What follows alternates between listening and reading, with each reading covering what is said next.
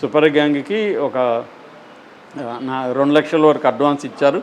ఈ నాగేష్ అని చెప్పానే లోన్లు ఇప్పించా, ఆ నాగేషే సూపర్ గ్యాంగ్ని కూడా అరేంజ్ చేయడంలో హెల్ప్ చేశాడు తిరుమలరావుకి. సో వాళ్ళు ఇతన్ని చంపేసి భార్యను కూడా చంపేసి వీళ్ళిద్దరు కలిసి వెళ్ళిపోవాలనేది ప్లాన్. సో కాకపోతే ఏమైందంటే వీళ్ళు ఫస్ట్లో ట్రై చేశారు, 4 సార్లు ఫెయిల్ అయింది. దాని తర్వాత ఈ అబ్బాయితో మంచిగా ఒక అబ్బాయి స్నేహం చేసి ఇట్లా మాది ఒక 10 ఎకరాల ల్యాండ్ ఉంది సార్, అక్కడ సర్వే చేయాలి అది ఇది అని చెప్పి అతన్ని కారులోనే ఇంటి దగ్గరే కారులో ఎక్కించుకుని ముందు రోజు వాళ్ళు కొద్దిగా గ్లాసులకి బ్లాక్ ఫిల్మ్ కూడా వేయించారు బయట కనపడకుండా.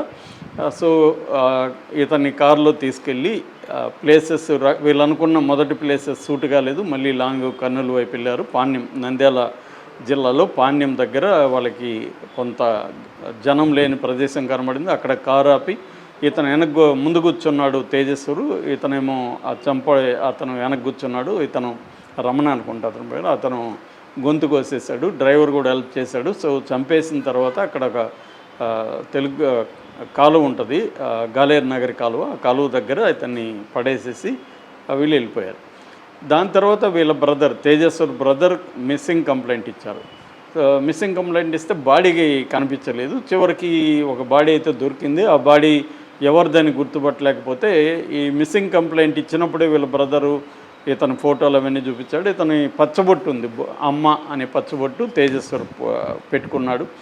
అక్కడ పోలీసులు కూడా పాణ్యం పోలీసులకి ఇది వెళ్ళినప్పుడు ఫోటో వెళ్ళినప్పుడు వాళ్ళు గుర్తుపట్టారు, ఇక్కడ ఉంది సేమ్ అదే అని చెప్తే ఈ బ్రదర్ని తీసుకెళ్ళాడు, బాడీ ఐడెంటిఫై చేశారు.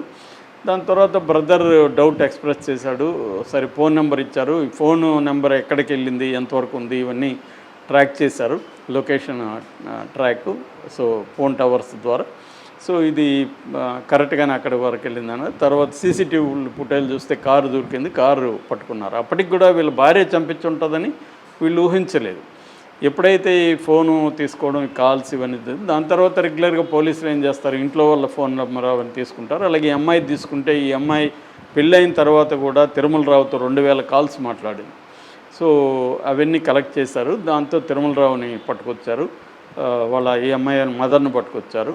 సో వాళ్ళని విచారిస్తే మొత్తం బయటపడింది విషయం. సో తిరుమలరావు మీద ఆల్రెడీ బ్యాంకులో కూడా నెగిటివ్గా ఉంది, అతను అవకతవకలు ఇంతకుముందు కూడా పాల్పడ్డాడని, అమ్మాయిలు పిచ్చింది అనేది చెప్తున్నారు. సో ఇప్పుడు తిరుమలరావుని A1 గాను, వీళ్ళ మదర్ని ఈ అమ్మాయిని A2 గాను, వీళ్ళ మదర్ని A8గా పెట్టారు, సుజాత అని. ఎందుకంటే ఆమె కూడా హెల్ప్ చేసింది. అట్లాగే తిరుమలరావు వాళ్ళ ఫాదర్, ఆయన రిటైర్డ్ ASI, ఆయన కొంత పోలీస్ బ్యాక్గ్రౌండ్ ఉంది కాబట్టి ఆయన కూడా హెల్ప్ చేశాడు. మనకు కొన్ని క్రైమ్స్లో ఇట్లాంటి కేసులు ఇంతకుముందు కూడా పేరెంట్స్ కూడా హెల్ప్ చేయడం కనబడుతుంది. ఇక్కడ కూడా అంజలి అనే తల్లిని చంపేసిన శివ వాళ్ళ అమ్మ నాన్న కూడా శివాన్ని సపోర్ట్ చేస్తున్నారు ఇప్పటికి కూడా మీడియాలో.